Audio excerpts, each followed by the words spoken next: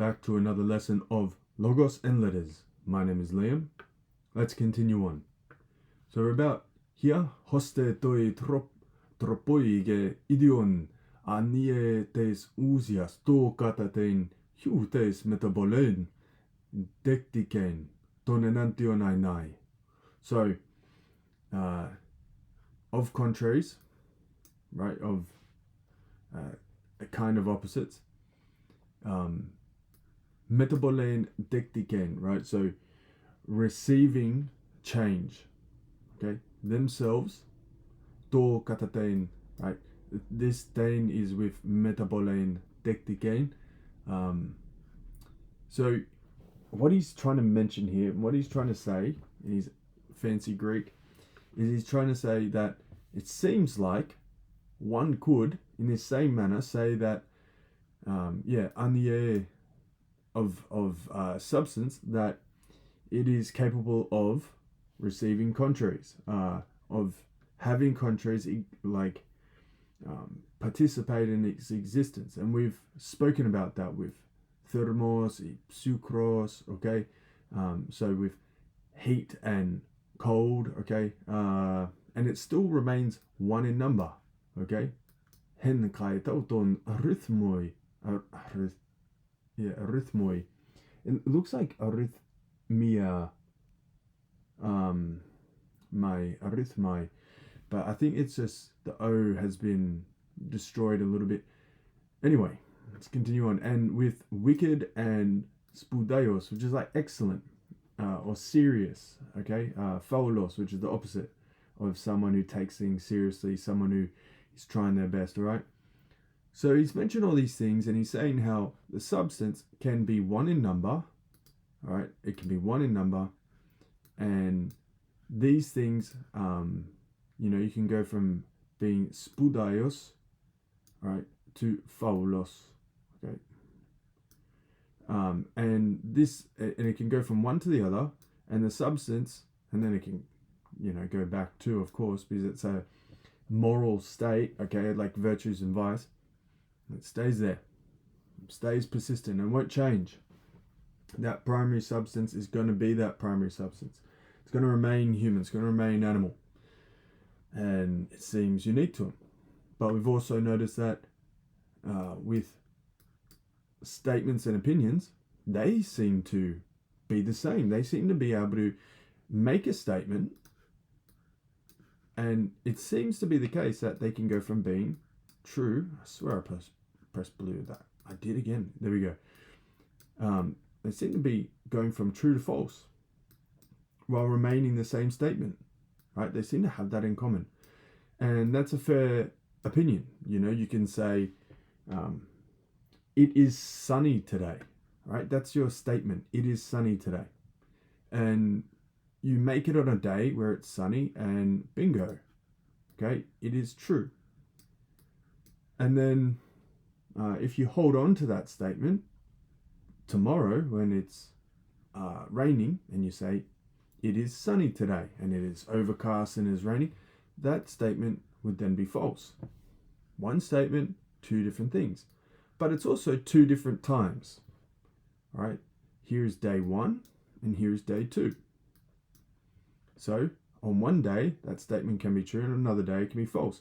But what happens if you just make it on day one, and you don't make it on day two? Well, this is where things get interesting. This is where things get more to his point. So on, let's say Monday, you say it is sunny today, and it is sunny today on that Monday. You are correct. And then Tuesday comes, and you don't say anything about Tuesday, and someone says, hey, didn't you say it's sunny today? And you nod your head and go, yeah, I did say that. And Tuesday is a very overcast day. It is a very, very cloudy day, like as overcast as this scene on Golgotha there. Let's get a picture of an overcast day. Okay? Right? Very, very overcast day. And you go, well, you're a liar. It's not sunny today. It's very cloudy today and all these things. And, you'd be confused and offended. Someone just called you a liar when you were telling the truth. your single statement appears false on one day and true the day before. Is it the fact that your statement is saying the same and it's receiving contraries? Or is it the fact that the statement stays the same and the matter, the affair, the circumstances have changed? Well, obviously the second. It's obviously the second. Truth and falsity are obviously opposites. Okay, you can't be true and false at the same time. Right? And that's a key idea to hold in mind. You cannot be true and false about something at the same time. You know, you can't say that it is sunny when it's sunny and be true and false. Okay? So it's not receiving the contraries. It's not a substance that receives true and false and it goes across. It's just that the pragmatos changes. Where is this word? Pragmatos. Tu de pragmatos kinomenu to nantion periauta ginetai.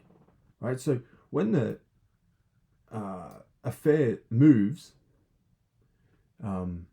the opposite comes about. So when it goes from Monday to Tuesday, then the truth and falsity will be reflected in that. Okay? But a statement is sort of locked in time, right? It's said about one thing at one time or about something over a course of time, but it's very, very determined, okay? And it's locked into that. And in reference to that time, in reference to that particular event or series of events that you spoke about or someone spoke about or was written about, that's all that matters, right? It's not out there flowing, free-flowing, and people get to decide if it's true or false based on their own circumstances, their own events, their own matters and affairs. Because at that point, we could never ever really say anything was true or false, but it was true and false for depending on who you asked. And if everything is true and false depending on who you asked, then, well, really asking about anything is going to be a issue, but everything becomes unreliable and skeptical. All right, skepticism would just flow freely, and it wouldn't be true to say that the grass is green, because someone could come and see that the grass is brown and say, no, the grass is brown. All right, and then you're both wrong and you're both right. But actually, you're both right depending on the time that you consider it. If you were standing here and you looked at the grass and it's green and you said the grass is green, you are true. If you came back when the grass was brown and then you said the grass is green, you are wrong. Because the affair has changed. The greenness of the grass, the accident, the quality of the color has changed. Okay, it's not that your statement has changed. It's the same statement, but the time, the quality, the affair, the circumstances have changed. Hope that's clear enough. So it's not some substance that receives contraries, all right, but it's something that is very closely linked with time, and something that is takes into consideration the pragmatos, the affair of what was spoken about. So let's continue on. Ide tis kai tauta perdekoito ton logon kai tein doxan dektika tonenantion anai estina leithes tuto. Right? So he says it here. For if someone should take up the position, perdekoito, uphold that proposition and opinion, receiving contraries, this is not the truth. Right? This is not correct. This is not true. Hogar logos kai he doxa, hu toi auta, de kestai ti tonanantionai, dektika legetai. right? For the proposition and the opinion are not in themselves receiving some particular contraries. They shouldn't be spoken of receiving contraries. Why? Aletoi perie heteron tito pathos gegenestai. The change. To pathos is the change. It's quite related to the word passion. Okay, in opatio in Latin. Okay, so to change, to suffer something and to change, to be affected by something and to change. To pathos. People think it's related to feeling and things like that, and yeah, I get why there is etymology there, but right here in this context, this Greek, it means the change, right? To pathos gegenestai. All right, and this is one of the infinitive forms. This is a past tense infinitive form. To have happened, right? To have occurred, to have become. The change. So to pathos gegenestai means the change has happened, right? Why? Why is the change happen? Well, it's because toigar to pragma ainai e me ainai, right? So in regard to the affair, to pragma, right? Keyword here. It's like pragmatos, to pragma ainai e me ainai. Tutoi kai ho logos aletes e pseudes ainai legetai. So the truth or the falsity is in regard to the affair being so or not being so. Okay, this is the complementary way of explaining what I was saying before. So imagine you are this man, all right, and you're having a bit of an existential moment, or you're just having a really nice moment enjoying the sight. You say, I see 4 boats. No, there are 4 boats. Okay, and that's true. Consider his way of explaining this.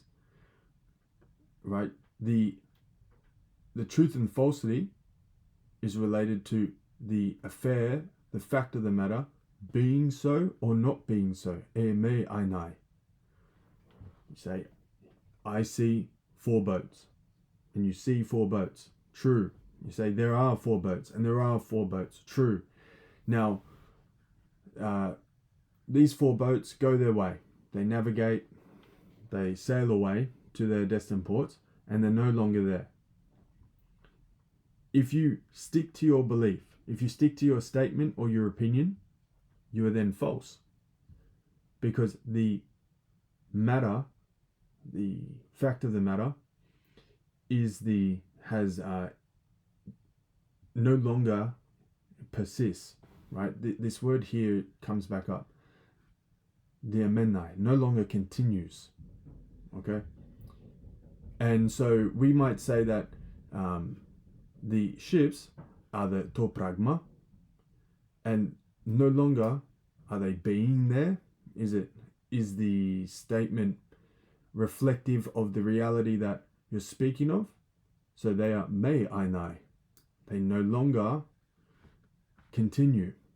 They no longer are. And it no longer reflects the reality that you are perceiving, the reality that is there, okay? So if another person comes next to you and says, in this scene here, and says, there are no boats, then in regard to that, it might be true when the boats sail away, but it's false in this moment, because the reality is there are 4 boats, they are being there, and so long as they continue to be there, it is false. So it's really, really, really linked and tied to the pragma, the to pragma. Okay, is it so? Is it not so? When we say something, when we speak of something like legatai, that it is so and it is so, we're telling the truth. If we speak of something that it is not so and it is so, we are lying. So we'll leave that there. That's the sort of complementary lesson to the lesson before, and sort of the lesson before that as well. And we are really, really spending as much time as we can on considering that to pragma. The pragma is the important part for truth and falsity. Okay? And also, this is closely related to the idea of time. Because time will allow for the change to occur in the pragma. Alright, so time and the fact of the matter, extraordinarily important for the analysis of any truth and falsity claim. It's worth its time to really consider, to fully grasp, and to feel like you know it. You're confident with this idea, and it's almost automatic that time and pragma need to be considered when we analyze the truth and falsity of any proposition and opinion. Okay, and how these two also relate to one another. All right. Modern scientists might speak of things like entropy. Not really going to talk about that right now, but just the fact of the matter, was it reflective of things, were they there? Were they existing or were they not existing? All right. Does it continue? It continues, it persists, or not. Okay, and how time all relates to that. So if you feel like you've fully wrapped your mind around these concepts, excellent, perfect. We're right where we need to be, and we will end it there. So, as always, si semper fortis in opere tuo. My name is Liam, and thank you.